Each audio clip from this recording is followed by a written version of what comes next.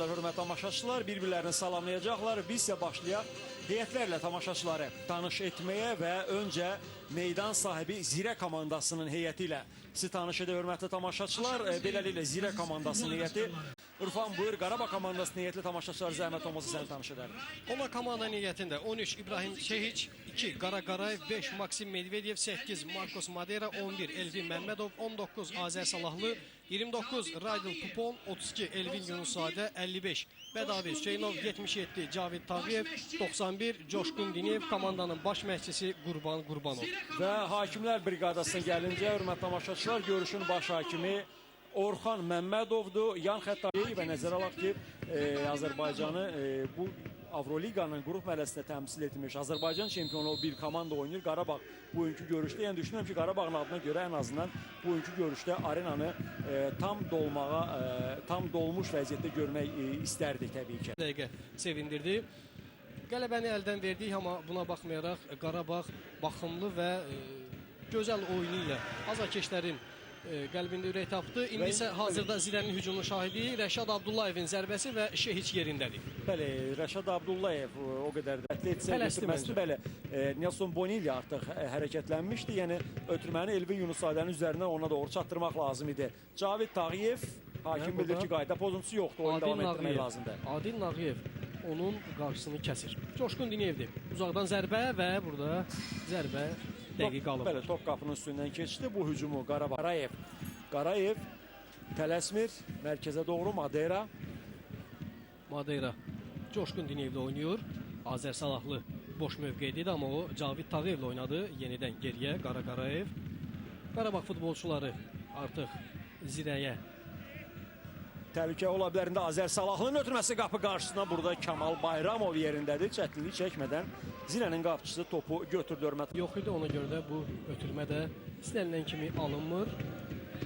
Yəni sonu belə deyək, Qarabağ üçün heç də yaxşı bitmədi.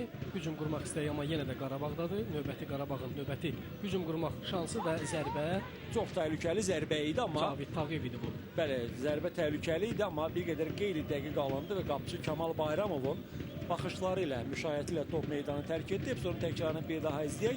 Yaxşı düşünürəm ki, Cavid bu epizodda, amma Maksim Medvedev sürətlə topa çatır. Təhlükəli oyun var idimi, amma Orxan Məmmədov davam işarəsi verdi. İbeko oyunun ötürməsi sağ cinahda Rəşad Abdullayev. Zirənin hücumunun şahidi. Cərbə meydançasına daxil olmaq istəyi alınmır. Ötürmə burada. Təmkin Xəlizadə topladı. Təmkinin zərbəsi və çox təhlükəli idi. Yaxın küncə zərbə indirdi. Bəli, bu epizodda Təmkin Xəlizadə izlədik. Bəlkə də bu son dəqiqələr ərzində elə bu epizod üçün darıxırdıq sanki. Həqiqətən də qapılar qarşısında hansısa bir təhlükəli vəziyyət yox idi və bir daha izləyək. Həqiqətən də çox təhlükəli idi, amma top çərçivəyə getmədi. Son anda toxunuşmaları İbrahim Şehiçi həyəcanlandırmağı bacardı. Bəli, yəni təhlükəli bir vəziyyət yarandı. Ümumiyyətlə az qüvvə ilə hücuma keçmişdi Zirə komandası.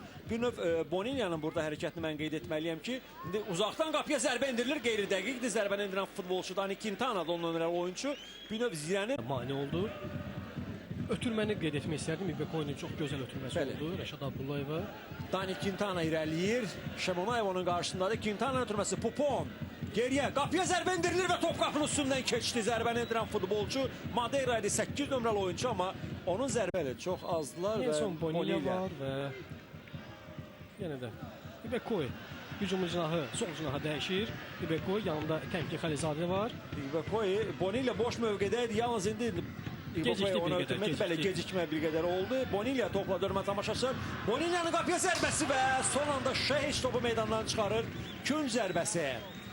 Zirən dəqiqə başladı. Qarabağsa cərmə zərbəsi yerinə yetirəcək. Topun arxasında Dani Quintana da 10 nömrəli oyuncu. Hakim müfti səslənir. Quintana'nın ötürməsi cərmə meydançasına. Başla zərbə o qədər qüvvətli deyil və qapıcı Kamal Bayramov topu tutur. Elə artıq hər şeyi həll etmək olur. Hakim müfti səslənir. Richard Almeida. Almeida'nın zərbəsi top qapının üstündən keçir. Və bu da son. Bu da son hörmətli tamaşaçılar. Görüşün baş hakimi Orxan Məmmədovun final səslənir və bu isə o deməkdir ki, Zirə və Qarabağ komandalarının görüşü qolsuz bərabərliklə başa çatır.